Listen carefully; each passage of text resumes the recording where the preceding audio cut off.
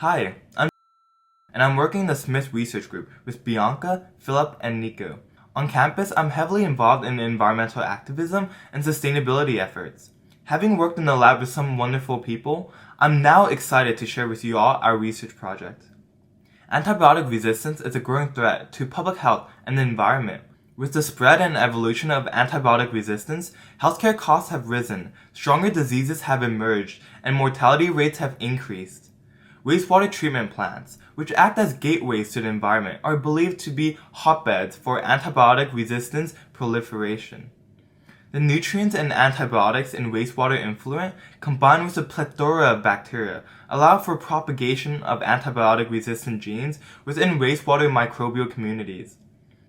However, if we better understand the effects of antibiotic loading at wastewater treatment plants on microbial community structure, we can mitigate and avoid the proliferation of antibiotic-resistant genes into the environment. Despite heavy research about antibiotic loading in wastewater treatment systems, little is known about the resulting bacterial communities, especially in emerging biotechnologies such as anaerobic membrane bioreactors, or ANMBR for short.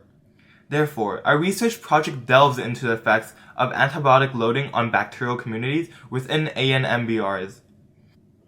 Elucidating the effects of antibiotic loading in bacterial community structure will inform the resilience and susceptibility of certain bacterial taxonomies to antibiotics. This, in turn, enables the creation of a better represented database which could be referenced by other environmental samples subjected to antibiotic loading. Even so, future work that correlates antibiotic-resistant genes with resilient bacterial communities can inform the likelihood of certain bacterial hosts to the antibiotic-resistant genes. To conduct our research, an ANMBR was operated under two conditions, one with antibiotic loading and one without. DNA extracts were taken at both conditions from the biosolid and effluent. Through polymerase chain reactions, primers targeted the V4 region of the 16S rRNA for amplifications. Illumina MiSeq was then used to sequence the amplicons. Afterwards, the bioinformatics software Mother processed the sequencing data. By cleaning the data of errors caused by alignment and sequencing, clustering the sequences by 97% similarities to unique OTUs, and classifying the OTUs based on the reference database SILVA, we were able to analyze the community structures. To visualize the implications of our methods and the results, we use a rarefaction curve to evaluate the sequencing depth of the sequencer used.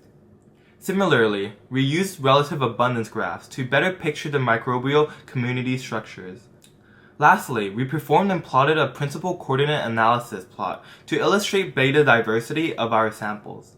The rarefaction curve revealed that the effluent samples were better represented than the biosolid samples with Illumina MiSeq. In addition, the biosolid samples had more OTUs than the effluent samples, implying greater richness. The relative abundance graph by phyla revealed that the effluent samples had higher relative abundance of protobacteria and lower relative abundance of unclassified bacteria compared to the biosolid samples. In addition, the effluent samples had fewer less abundant phyla. Upon antibiotic loading, the effluent samples experienced a notable decrease in the relative abundance of protobacteria, paired with an increase in relative abundance of unclassified bacteria, less abundant phyla, and OP11 bacteria. Lastly, the PCOA plot showcased that the biosolid community structure was clearly distinct from the effluent community structure. Though the biosolid communities before and after antibiotic loading were similar, the effluent communities before and after antibiotic loading were comparatively different. From our results, we were able to qualitatively determine which phylum was more resistant to antibiotic stress. We also showcased that ANMBRs are capable of retaining high levels of bacteria in the reactor, inferring their capacity to decrease antibiotic resistance loading onto the environment compared to conventional treatment systems. I've always been interested in the intersection of environmental sustainability and technology, as well as curious about research in academia. And through this research experience, I was able to explore and learn more about both of these interests.